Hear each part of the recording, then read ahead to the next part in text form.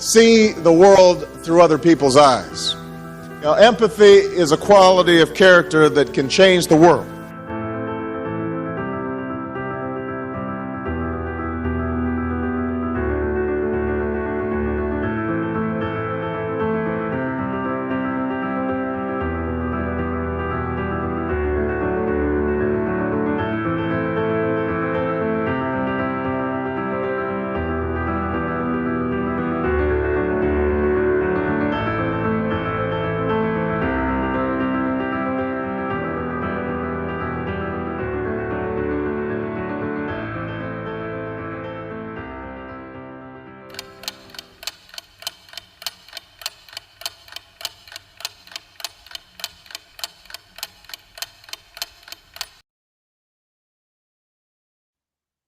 Good morning and welcome to the show ARTEFACTLive, where I talk about the art and science of storytelling. My name is Scott MacArthur. Well, thank you very much for tuning in again, everybody. It's been one hell of a week. I've had a few issues this week, so I will probably tell you about them at the end. It's been a laugh, not. But nevertheless, we made it, and I'm delighted to say my guest Bret Freeman is here with us today as well, and I'll introduce Bret shortly. Now, this week, following on from last week's show where we spoke about the link between travel and storytelling, and I hope you enjoyed it. I mean, I certainly enjoyed it. I thought it was lovely to share some of my travel writing heroes with you, people that you may not have heard of before, and I've had a few emails about that, so it's nice that I introduced you to somebody. I wish I'd never heard of some of these people. I mean, Anthony Bourdain, I wish I'd never heard of him before, because wow, you're on a journey now if you're anything like me with that guy. But I think that we've got over the next few weeks some deeper dives into some of the topics that we've touched on in the past 35 shows. And I'm looking forward to that. I'm interviewing the Scottish author, playwright and filmmaker Ewan Morrison tomorrow at midday for next week's show. So I'm looking forward to that.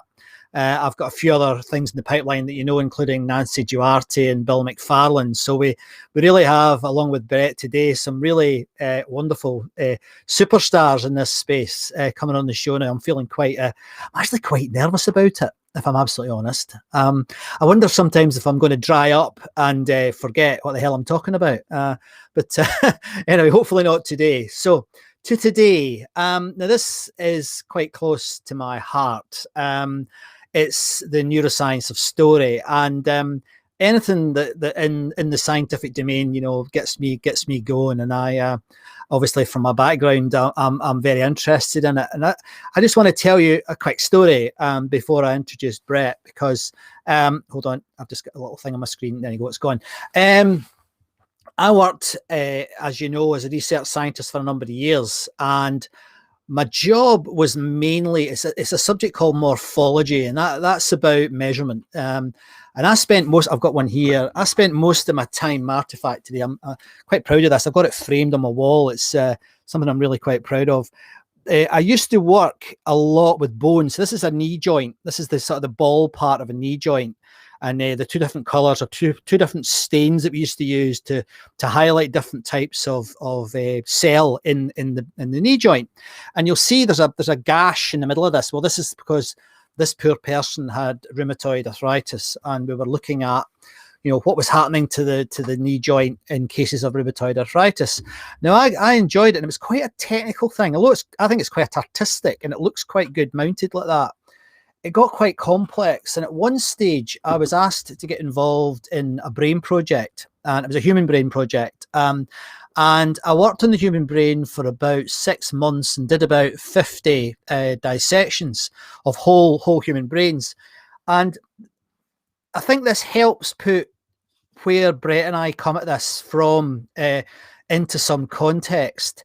Working with the human brain is really, really difficult. It feels a bit like when a human brain is fresh, and I know that sounds slightly ugh, but when it's fresh, it's like a sort of jelly type stuff. It's not. It doesn't fall apart, but it is really, really delicate, and because of that, it's very hard to work with. And invasive techniques like what I did with bone. Now you might think bone would be difficult to study, and it really, really is. But the brain is, well, it's really difficult. So we used to do what they called cold sections. And that was where you've got a big device that freezes slices of the brain. You have this beautiful thing called it's a knife called a macrotome. And you would take slices of it, and it would be like a cross section of the brain. Then we'd take little micro slices off of that, freeze them frozen in liquid nitrogen, and then look at them as they are and actually drop dye onto them live. Now, you wouldn't do that with another type of well, nearly very few other types of tissue. Some cancer tissue you do, but not very many other tissues from the human body. And that's how we studied it. But it dried up really quickly. It changed shape really quickly. It was difficult to preserve. If you did preserve it, it lost its structure. You could therefore not look at it as it was in nature. It was bloody difficult. And then over the last 20 years, they've developed some, you'll have heard of some of the sort of imaging techniques that they've used. And there's an awful lot of bullshit around that, because a lot of scientists producing bullshit around that, where they see an effect in the brain and they say, well, that's what's happening. They don't actually know what's happening. It is so complex.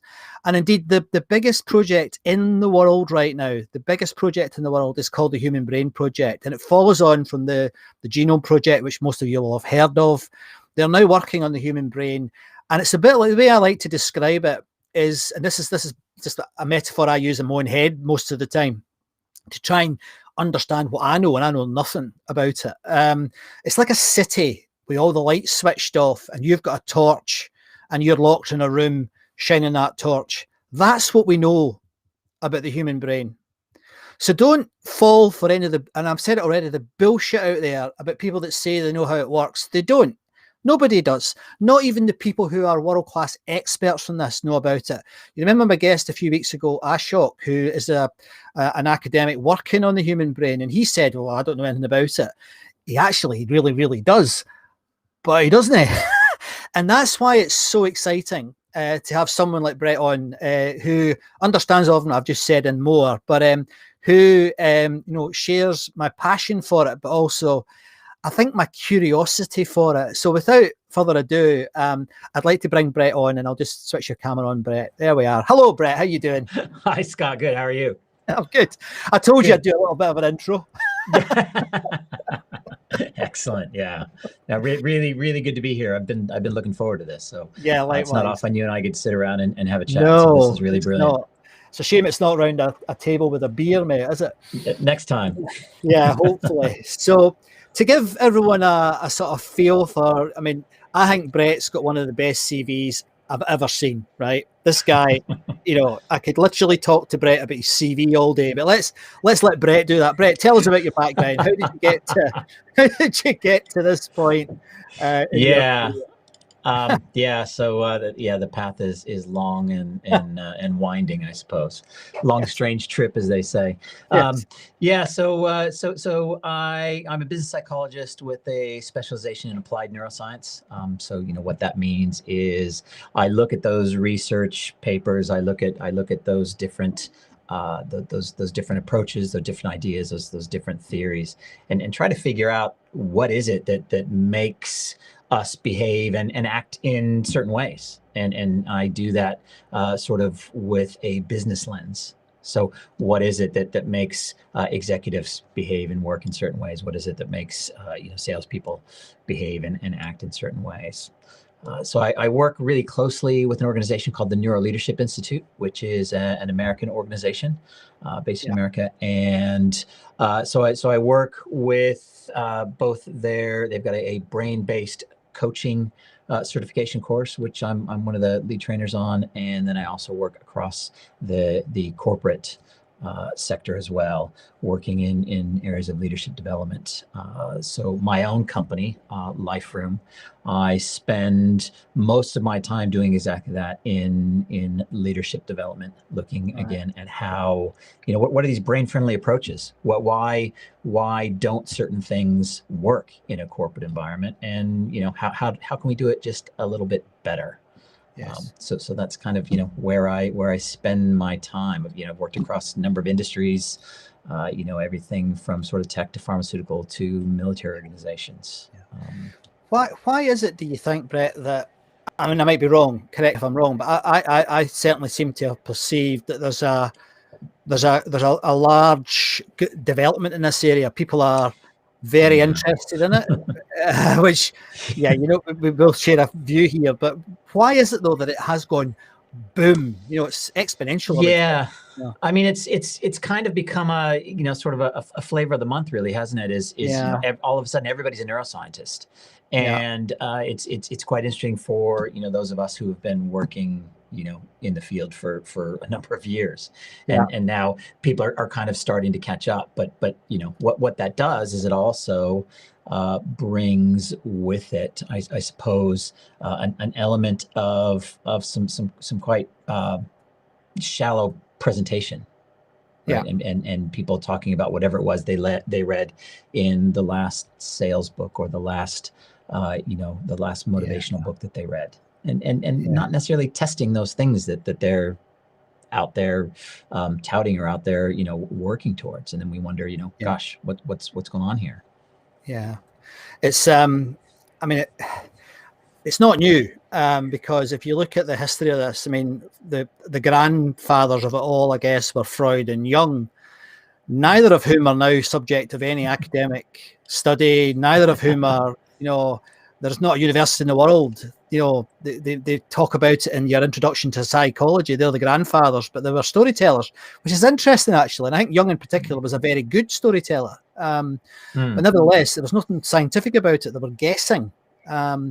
But you still get Jungian practices. You get people like Jordan Peterson talking about Jung all the time, and yeah.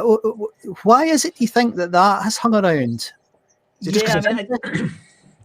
I think to some degree, and I probably don't mean this to sound how it's going to come out, but to some degree, those Freudian theories, Jungian theories, even Maslow, that they're easy to comprehend. Right. And because they're easy to comprehend, you can kind of get your head around them without a whole lot of kind of deep dive academic study. Yes. And again, excuse me, like anything else, because the sort of the first in is kind of grabs the lion's share, so to speak. Yes. Yes. Right. So when you think about Freud, you think about Jung, you think about any of those guys, and even early NLP was all based on lots of Jungian theory, and as things kind of progress, it takes a certain discipline to continue to test and challenge all of those things that you may or may not know, may or may not ascribe to, and people aren't necessarily, people aren't necessarily willing to change a belief that they may have, been thinking about for a long time. But sometimes new things come up. Right, this is going to lead us down a fascinating. I like that. I mean, interesting. Right, this is a piece of trivia that not even all these experts know about. Maslow never drew a triangle. It's not in any of his books, any of his papers. Maslow never drew a triangle, but he's everywhere attributed to triangles. And all you need to do is scratch it, and you can't. It's not there, and. Yeah, it's fascinating. I mean, I quite like Maslow as well as a storyteller. Certainly there is still people studying Maslow. It's still something that people look at, more so than Jung and Freud, but very interesting. So how? Yeah, well, I think all those things, I think all those things go to, what we like to do. Linking it to storytelling is everything we do, we tell ourselves stories, right? We build pictures in our brains, we tell stories in our brains, and anything I can do to codify anything else is going to be pleasing to me. Our brains like predictability. We hate uncertainty more than anything. Uncertainty, kind of puts us in that sort of threat state. And so if I can use Jung, or I can use Maslow's hierarchy of needs, I can use any of those things, Myers-Briggs, any kind of psychometric profiling. If I can put things in boxes, then what I have certainty around those things I've put in the boxes. But what that does is it puts me in a real fixed mindset when it comes to my thinking and my own growth. Yes. So, Yes. you know, where do you draw the line, right? Yeah, and I I can like see to draw behind you. outside the lines. I can see behind you. You've got a phrenology head there behind you as Exactly. well. So it's been around for so long that you know. I guess it's in the public psyche. But so how does somebody then who, I mean, I've said to you before, I used to get quite cross about it. You know, when the sort of the more cultish NLPers and Scientologists and, you know, others in that, you know, quasi-scientific methodologies start telling me how good they are at, you know, using disc to tell me what color donkey I like or whatever. And I get really, I used to get quite angry about it, if I'm honest. I guess now I'm maybe slightly, I just couldn't, it doesn't bother me as much, but I do worry about the impact over years of this bullshit being peddled on organizations, because, and this is where my question really is, I mean, how does somebody who gets all of that then get into an organization? Because I asked the question of a neuropathologist, a research, he's got 30 PhDs working for him right now on the show a few weeks ago. And I asked him the question is, where are all the academics in business talking about the brain? There aren't any. And well, there are a few, but the reason is it's so bloody complex that they don't have the nerve to say, I know how it works. You know, they go, well, it's a bit complicated, this. It might work today, but it might not work tomorrow. You know, all that sort of, how do we help people, or how do you rather help people to get value out of this? How do you do it? Yeah, I mean, I think like with any science, I think what we're doing is we are following the research, we're following the science, right? Yeah. And the science may change from day to day, and that's okay, because the more we investigate something, the more we're going to find out about it. And the more we find out about it, the more things might change. And so, you know, when you're looking at people who are, you know, really kind of trying to make science relevant across a business environment, right? You know, you look at guys like Matt Lieberman or you know, Daniel Pink or you know, David Rock. You know, Heidi Halverson, those kind of things. We see that there are some that are really working towards you know, kind of bringing the science to light. You know, look at Amy Cuddy and look at Presence, right? So Presence was a huge book based on some science that she did, and like all good scientists, so she puts this book out, she does this TED Talk, and you know, it gets lots and lots of attention. A bunch of scientists got together and they tried to replicate the experiments. They didn't quite replicate them the same way that she did, so they got different results. So they put it out. So then her and her team went back to the drawing board and they said, no, hang on a second, we've done it again, and here it is. And so it goes back and forth. And so how does it evolve? How does it change? And the thing is, what do we do to embrace those changes? And that's what's important, right? Yeah, you've hit the nail on the head. And the Cuddy story is a good example, because I think when she said in an interview I saw recently that, you know, the TED Talk, which was one of the most successful ever TED Talks, isn't really valid anymore. But a lot of people still think, and I'm not having a go at people, incidentally, Bret, because how do they know? As you say, there's this ongoing process, and she was being authentic when she did what she did. I mean, she wasn't telling lies. I mean, she was reporting on her, I think, somewhat limited and poorly designed piece of research, but nevertheless, she was being authentic. But how do we educate, or have you any perspective on it? How do we educate the public? Because it's a bit like, you know, if a politician makes a U-turn, she is lambasted. If a scientist makes a U-turn, she wins a Nobel Prize. You know, it really is.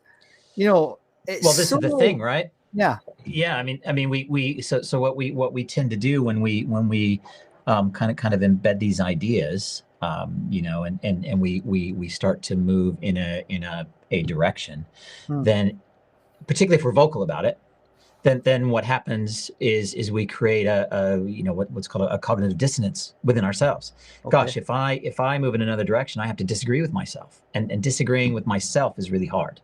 Because, you know, I've got lots of unconscious biases that, you know, I've got you know, confirmation bias and those kind of things that are trying to keep me on track.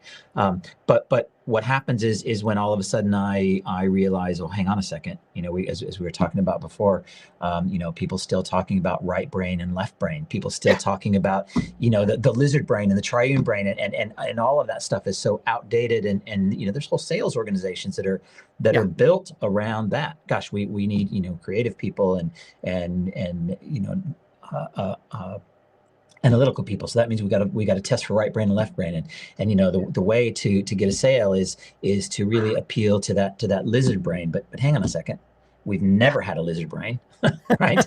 and right brain left brain stuff is even more outdated. And so when we think about those kind of things, in order to to disagree with any of those things that we may have been taught, then we have to disagree with ourselves, and that's what's difficult. That's really interesting. Yeah, that is difficult. And I guess if you're not working on something all the time and close to the literature, it's really difficult to get close to the literature now because there's so much of it. Yeah. Well, and we tend to we tend to, if you're interested in a thing and you get a body of knowledge in a thing, and then you stop pursuing knowledge in that thing because you are satisfied where you're at. When the knowledge moves on, guess what? You're still kind of back here with whatever that knowledge that you used to have. Yes. And as things move on, we kind of get left behind. I mean, it's even. I mean, I'm going to use a word that I don't even know if I like, but the sort of mindset, the scientific mind. I mean, I remember, I had the great pleasure of spending some time with a chap called Professor Hall, who was the fella who demonstrated that the Turin shroud was a fake. That was his. He's famous for that, and he won a Pulitzer Prize, in fact, for it. And but he, near the end of his career, believe it or not, he was a color expert. And what he used to do, he was an unusual character because he was a scientist, but he was also a historian. And he would look at the history of color, believe it or not. So he would say, this is when certain colors were invented, and when, he had them all plotted, and he's written books about it. But towards the end of his career, I was at a seminar, and it was a proper seminar. It was there was maybe 100 of us in the room, and he was walking around the tables talking to everybody. And one of the other professors in the room, a younger professor, stood up and said, it's a pleasure having you here, sir, and that usual, academic referential behavior. But then he said, how did you feel when, and I can't remember for the life of me, I think it was a Florentine university, had actually fundamentally demonstrated that one of his key ideas had been wrong. And I kid you not, Bret, he said, without even thinking about it, he said it was one of the best days of my life. So he'd spent 30 years working on a particular idea, and then somebody had, not unequivocally, but fairly fundamentally, because there's no such thing as facts in science either, another misconception, but he had been shown to be likely to be very wrong, and he was delighted about it. Can you imagine that in the boardroom? Well, that's the thing. I was listening to a podcast the other day, and Simon Sinek was on it. Oh yeah. And one of the things, I think Simon has a really great way to look at things utterly and totally simplistically and make things relatable. And so I think he really adds a lot of value there. And he was talking about kind of this exact thing. He was talking about how he was working with an organization, and the title of this particular podcast was "Don't Be Afraid to Be the Idiot."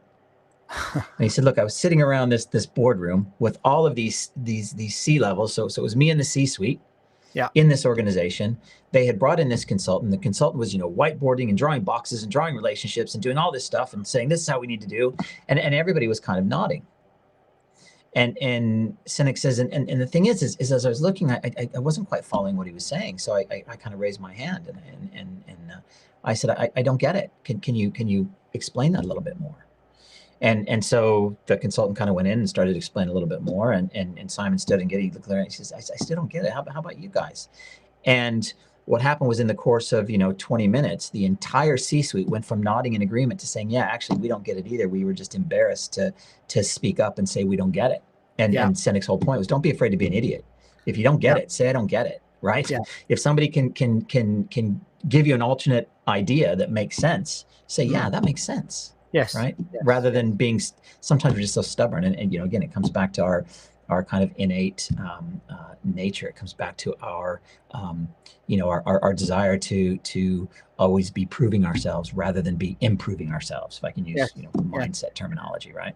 Yeah, that's a really interesting story, because on a number of fronts, because I think I have certainly been guilty of not understanding that if there's agency in something for some people, then there's value in that something.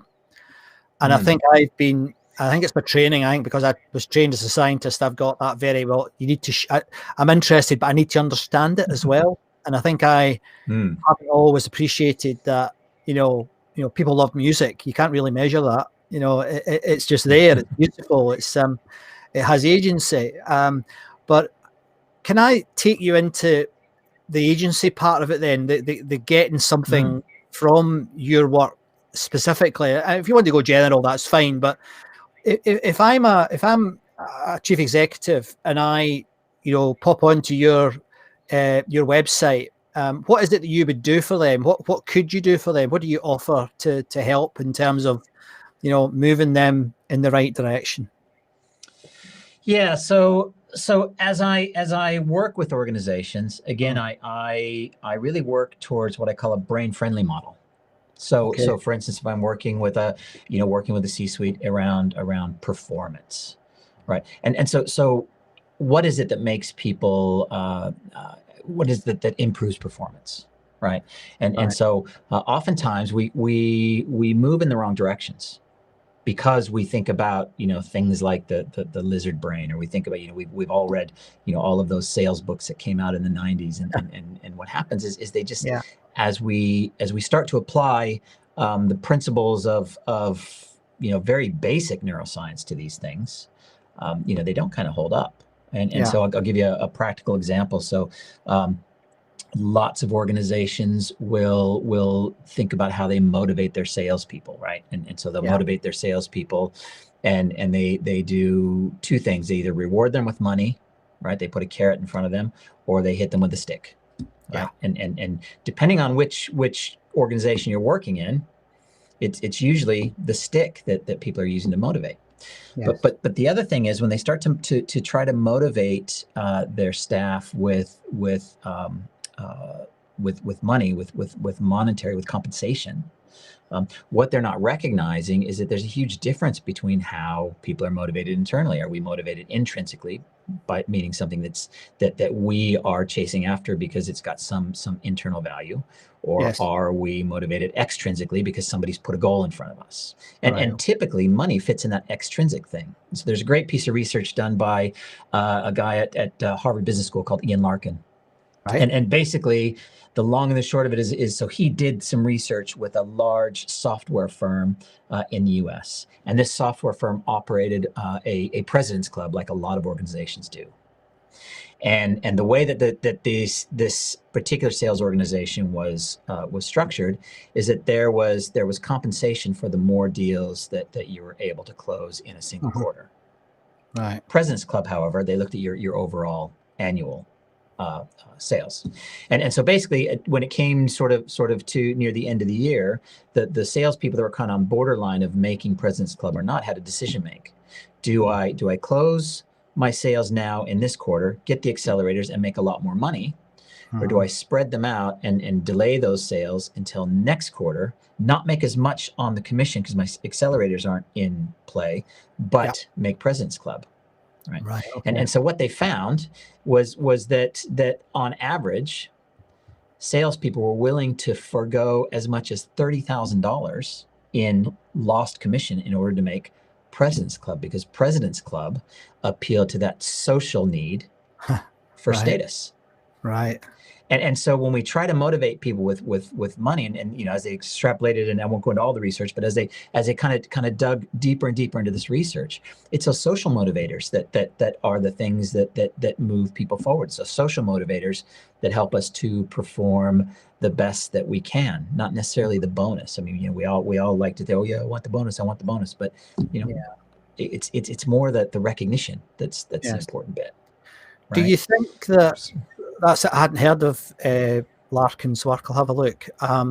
Yeah, Do you really good, think, that one.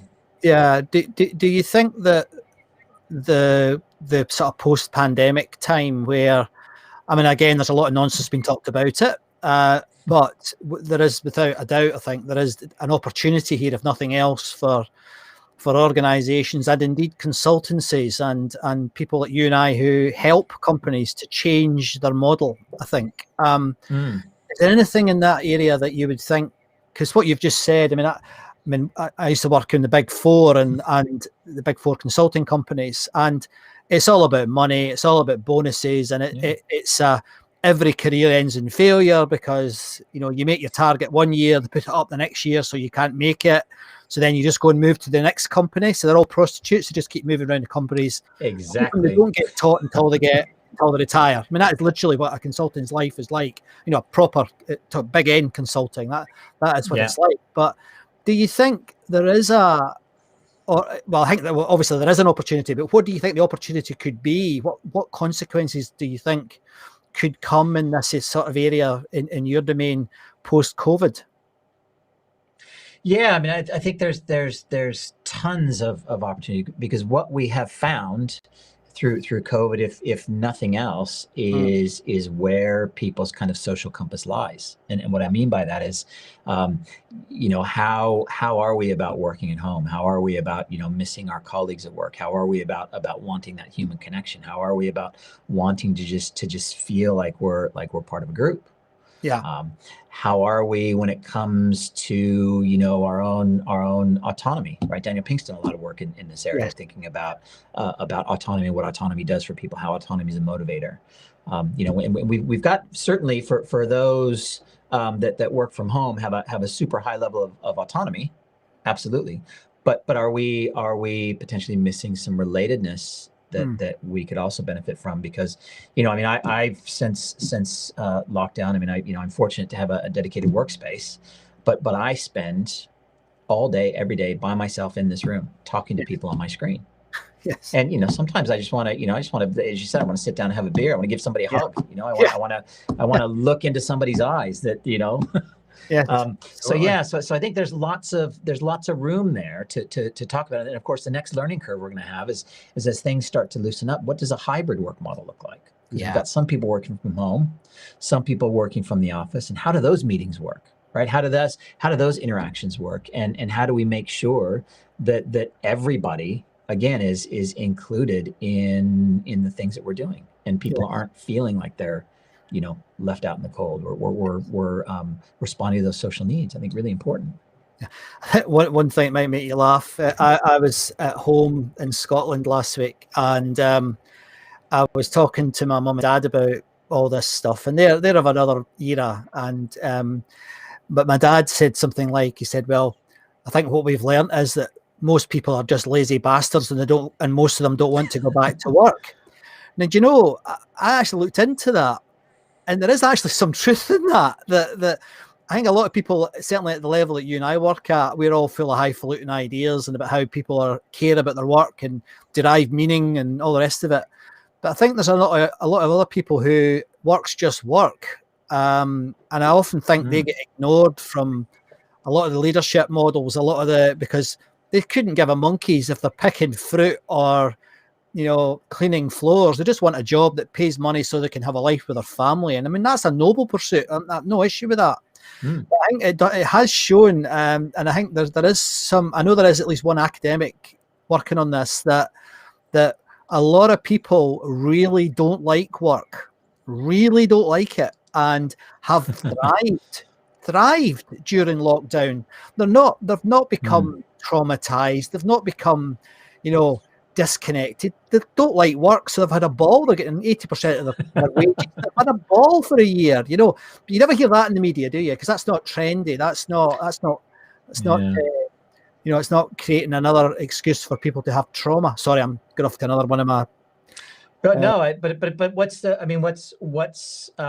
driving that behavior behind the scenes, right? Is it that you know, that they're meeting social needs other ways? They're meeting social needs with their family. They're meeting, or, you know, they just haven't found the thing that really lights them up yet, right? Yeah. Because I spent a lot of time in jobs that I really didn't like. Yes. Until I finally got to something that I just, can't get enough of, right? I hazard to say I almost dislike weekends, because that means I'm unplugged, and that means that I'm not in front of my research, and that's what I like to do. So yeah. do you know what I mean? So Yeah. So what is it that drives those kind of things? But then I think also the key there is the autonomy that it gives people to work or not, because they can decide, gosh, I want to do this, or gosh, I don't want to do this. And so some especially early on, a lot of the organization I work with, they would say, oh, well, the thing is that whenever we have a call, whenever we have a Zoom call, which is most of the day, I make sure that everybody has to be on camera. Yeah. And I always ask, is that the most beneficial way to run a meeting? Yes. Because for somebody who's on camera all day, that's not used to being on camera, that's got that little picture of themselves in the bottom corner, that occupies a large part of your brain while you're trying to think about other things. Yes. Sometimes people just need a break. If you give them a little bit of autonomy, say, look, I'd like for you to be on camera when you're speaking, and otherwise, I get it, you need a break. Fine, turn the cameras off, doesn't matter. And does it impact really? Right. It's such an obvious way of dealing with it, but companies don't do the obvious thing, do they? Oftentimes they are led down these often metric-led things that I think don't always help people. So let's just press pause for a couple of minutes, Bret. Thank you. We'll come back to you. And there's one thing in particular I want to ask you about, but I'll come back to you in a minute. I hope you've enjoyed that so far. And I always find speaking to Bret, really, it's almost grounding for me. He's got such a good way of bringing things back to reality and practicalities, and he pulls me back quite often, and I like that a lot. So just to remind you, you're watching ARTEFACTLive, which is about the art and science of storytelling, and my name is Scott MacArthur. A couple of things I just wanted to remind you about that are happening, one indeed this week. On Thursday evening, I've got a little caption here. On Thursday evening, I've got a show that I'm doing under the auspices of the Funzing platform. Now, I thought Funzing had gone bust, but they haven't. There's a platform. The Funzing is an organization that facilitates people doing talks online or live. And in 2019, I did a 30-day UK tour with Funzing all over the UK in pubs and clubs, just practicing my storytelling and the back. So on Thursday night, if you'd like to join me, I'm doing an hour and a half. It's mainly going to be me talking, and then maybe half an hour at the end where we can have a discussion about storytelling. And it's a lot more formal than this. I'll give, obviously I will tell some stories, but it's a bit more formal than this. And it's only 12 quid, guys. So if you would like to support me, if nothing else, please join me on Thursday evening. Now, the good news is it's going to be every final Thursday of every month from now on. I'm going to be doing these events. This one in particular is about storytelling at work, because I've had a lot of feedback from people saying, everybody's qualified now. How do I stand out? Well, one of the ways I believe that you can stand out is by using your own stories. So come along if you're stuck under that glass ceiling, or you're looking to get that promotion or to get into a new area where you've never worked before. Come along on Thursday night, and I'll give you some tips and ideas on how to do that. The second thing I just wanted to mention before we go back to Bret is that I have decided, and I've had some abuse about this, as in, why didn't you do this before? I've decided I'm going to repurpose my live show as a podcast. So obvious that I've not done it. I've just not done it. So I've already registered it. It's going to be called ARTEFACTLive, the art and science of storytelling. And I was hoping to launch it this week, but I can't because I've had other things which I'll tell you about after we finish having this chat with Bret. But it will be going out probably live, starting to download the episodes, starting, I think, tomorrow. So bear with me. I'll explain after we've said goodbye to Bret. But let's get Bret back on. Hello, Bret. Hello. That's my little interval that I do, my little advertisements. Let's go back again then to the agency of all of this, and ask you, this is an unfair, but where do you think this is going to go? Where is this going to go, mate? Because it's a huge area, complex, There's a lot of sharks out there. I mean, you've mentioned some interesting people, but they're all journalists. See, Simon Sinek, Dan Pink, they're either marketeers or journalists. They're not scientists.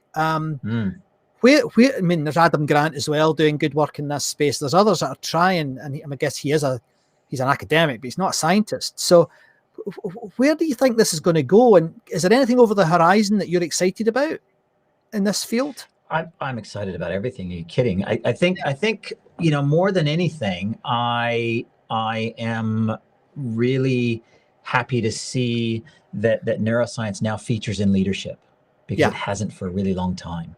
Okay. And yeah, there's wheat and chaff out there, and I get all that, and so we try to do the best we can to fight the good fight and all that kind of stuff. But at least there's an awareness, right? And at least 10 years ago, 15 years ago, if I would have walked into a company and say, well, what I want to do is I want to apply research in the area of neuroscience to your business practice, people would say, what are you talking about? Are you kidding? That's ridiculous. At least now, we can have a conversation. Look, have you thought about these things? Have you thought about what this potentially can bring to your organization? And we can start having different kinds of conversations. And I think a lot of the people that are prominent, that in the business world, again, you can kind of draw examples from. Right, you can draw examples from Sinek and say, oh yeah, well, the reason why this works is because actually the neuroscience behind it is this and that, or any of those kind of Daniel Pink or any of those kind of guys. But there's guys out there like Kahneman as well, right? That are kind of making things a bit more mainstream, and and talking. And so, like I said, I think that the thing that I'm most excited about is the fact that we can have the conversation, right? And that's where it really comes down to.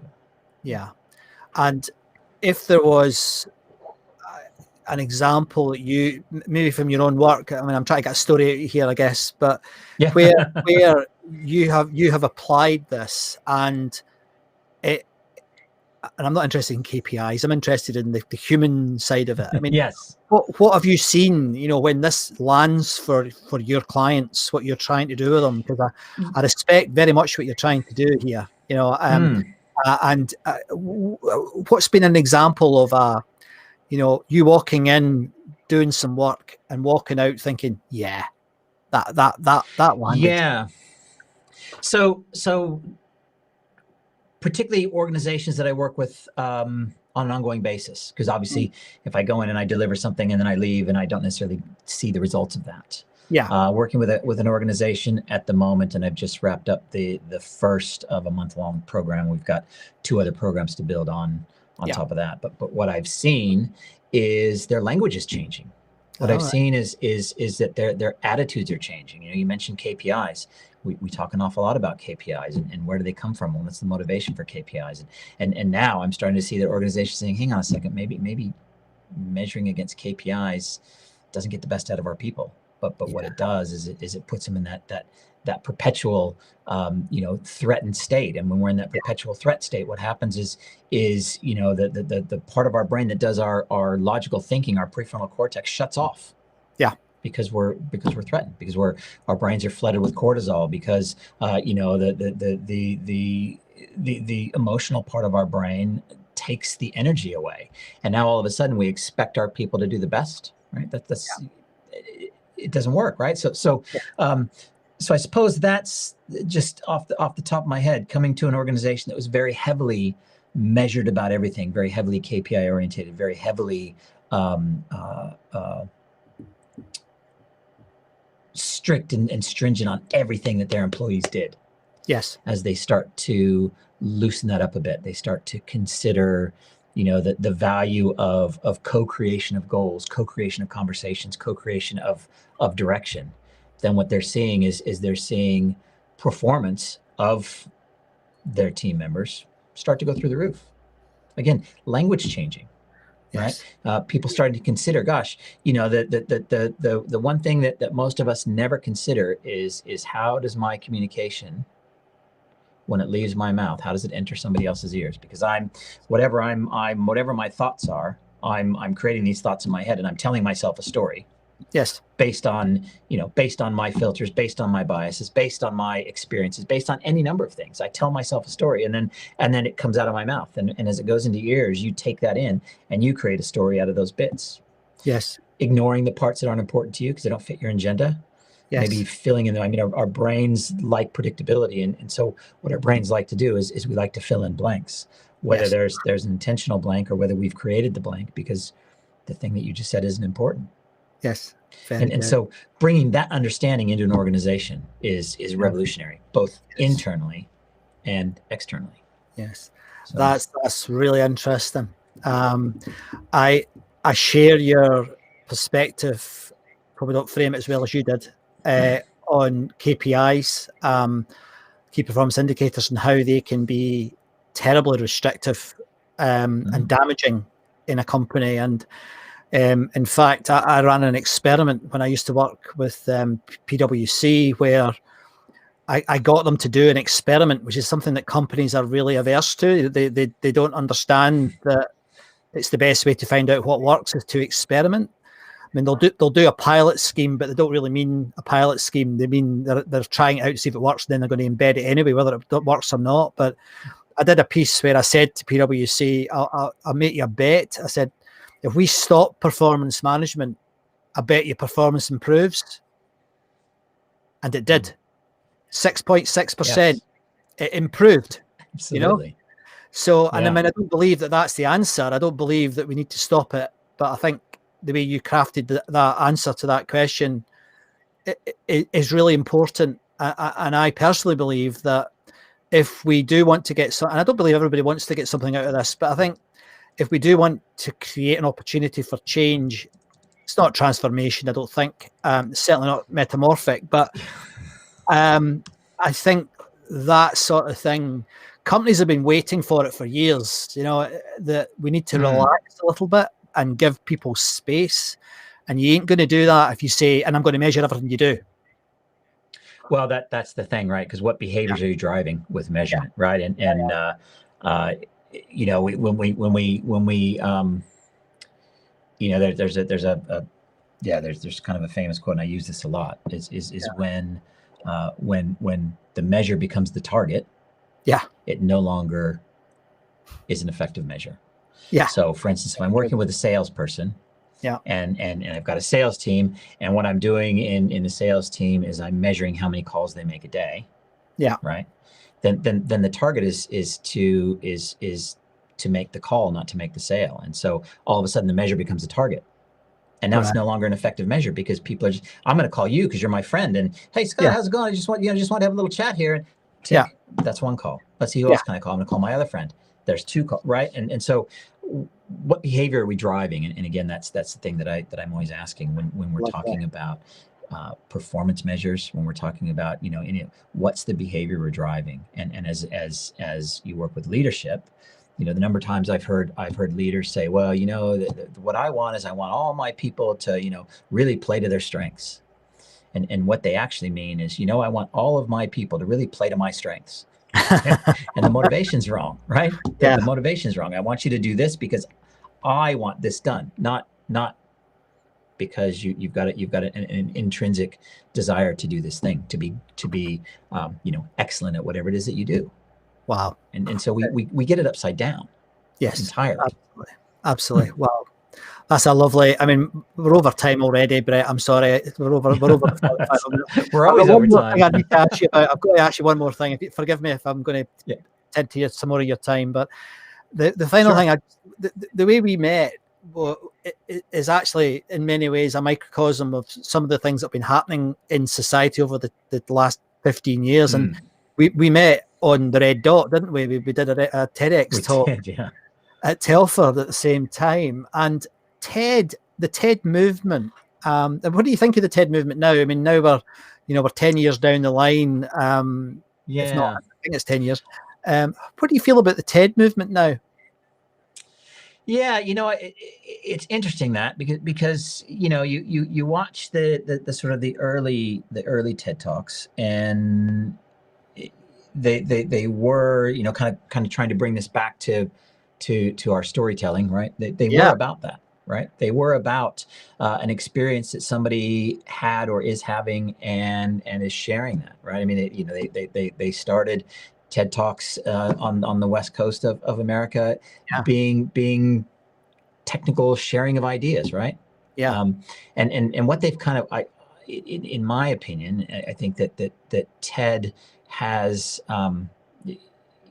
either is dangerously close or has kind of already kind of tipped over into being a real vanity industry, right? What I want to do is I want to stand on the red dot because I've got something to say and I want to make sure that I'm able to say it. Not, I've got an idea I'd like to share with you and see if it's got an impact. Yes. And that's, again, we go wrong in so many areas in corporate life, and it kind of all comes back to the same. What is it that, TED is all about? Ideas worth spreading. Yeah. Right. Yeah. So is whatever that talk you're watching, is whatever that talk that you're delivering, is whatever that talk you're listening to, is that an idea that's gonna stir something? Yes. Right. Yeah. Not forget that I've got something to say and I want you to hear it. Yeah. But, gosh, I've got this thought that's kind of had an impact on me, and I wonder if it might have an impact on you too. Have you thought about this? Just kind of curious. And those are the things, those are the ones that are amazing. Yes, I share that. I mean, I worry that a lot of mainly on the TEDx side of it, the more the second level, if you like, that a lot of people selling books, it's almost become a marketing opportunity. And I mean, you and I have both done a couple, haven't we? And I wasn't selling anything in either of them. I was trying to share an idea, but it's interesting. I wonder where it'll go. I think I mean, my favorite TED Talk of all time, and I'll just give a plug here because I think she's brilliant, is Amanda Palmer from the Dresden Dolls. Do you know the Dresden Dolls? Yeah, I do. She's amazing. Yeah. Her TED Talk, it'll make you fall in love. Her TED Talk is just amazing. And it's exactly that. Here's a thing that I've experienced, and I just wonder if it might touch you too. And it's one of the best examples of a TED Talk I've ever seen. Yeah, that's what it should be. Yeah, she is a genius, isn't she? I mean, and she's also married to Neil Gaiman, isn't she? So it's quite a she is quite a character. And I'm a big fan of her as well. Actually, I like her poetry. I like her music. There it is. Yeah, she is. And I like the fact that she doesn't seem to worry about anything. She'll say what she thinks. She'll swear. She'll do anything just to be authentic. So that's a nice one. Yeah, I think that's the key. Is just authentic, right? And in everything we do, right? Absolutely. Yeah. Well, Bret, that's been a terrific conversation. Carol, I mean, how long is that? That's nearly an hour. We're 7 minutes short of the hour. I haven't even touched on it. Is there any? Thank you. Is there anywhere that you can point people to that you'd like, if they wanted to get in touch with you or ask you any questions? Or I'm really easy to find. Yeah, I mean, you can just Google me and you'll find me. I'm really easy to find. Send me an email. It's Bret, BRET at Liferoom, LIFEVROOM.com. And I'm always happy to have a chat. I'm always happy to share ideas, share thoughts, and be challenged too. And again, I think that's the key. Is so many of us are afraid to be challenged, but bring it on and let's have a conversation. Android Muir over on Twitch is asking us which pub will you meet in. I think at the moment it's anyone, Andy. Anyone. That's at right. all. Yeah. Well, listen, Bret, thank you very much, and I do hope that in the nearest future we do get to meet in a pub and have a chat, and I'd love to welcome you back on the show sometime in the future as well. But thank you for a fascinating 45 minutes. I've really enjoyed that, mate. Thank you very much for joining me. Always a pleasure. Yeah. Cheers, mate. Thank you. Well, as I promised, I knew Bret wouldn't let me down. Absolutely fantastic. And a guy who I think is incredibly humble, but incredibly wise at the same time. So I hope you found it interesting, everybody. And you go out there and start to think about things, like Bret said, let's make sure that we're doing the right thing. And I love that. This is this is probably in my own confirmation bias area, but I totally agree with him about what he said about measurement and maybe over measuring things, because I think it's really important. I think it's one of the things that I've got humanity in a straitjacket right now. I really do believe that. Now, we reflected very briefly on our shared experience on the TED dot, the red dot. And yeah, I agree with what Bret said. And I think TED has almost become a little bit tired and somewhat of a vanity. I'm still very proud of doing it, and I will do another one if I get asked to do it. You know, I'm not completely against it, but just recommend something to you that there's a couple of other places that I think are still providing the space for stories that are, I think, more authentic, believe it or not, than TED. Now, one of them is called the Moth. And the Moth is an international group of people who it's real stories. I mean, they don't have the sort of the big author on there, but they do sometimes, but it's mainly people that are from the street, people who, you know, have an ordinary job. There could be a bartender, there could be a scientist, a writer, a playwright, whatever it is. And they just come on and they tell very, very short stories. And actually, I'm hoping to do a Moth talk quite soon in the next few weeks. I'll keep you posted on that. But the Moth is great. There's another one called the Story Collider.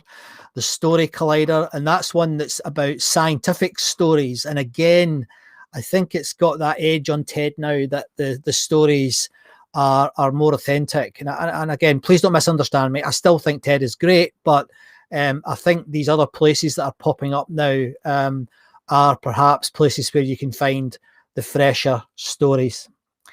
Now, I said at the beginning, I'd tell you what's been going on. I've had a difficult week. Basically, one of my very, very good friends called me on Monday saying he's in a hospice and he's about to pass.